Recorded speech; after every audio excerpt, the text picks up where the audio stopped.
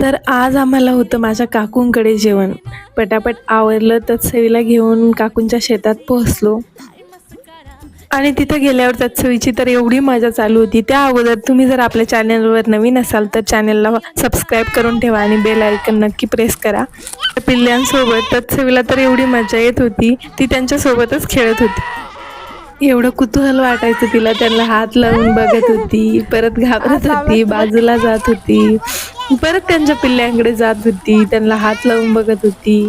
तिला तेवढी मजा यायची.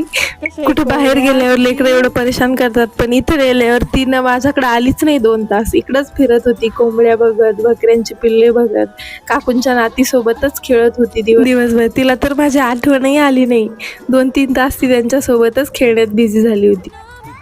शेतातल्या एवढूशा झाडाला पण असे आंबे लटकलेले होते, हातांनी तोडता येत होते आणि बाजारातल्या आंब्यांपेक्षा ते एवढे फ्रेश वाटत होते. मी तर घरी पण आणले सोबत तोडून. काकांच्या शेतात आलेलं होतं ट्रॅक्टर नांगरणीसाठी. ते बघितलं, त्याच्या मागं उडणारे बगळे बघून लहानपणीची आठवण आली.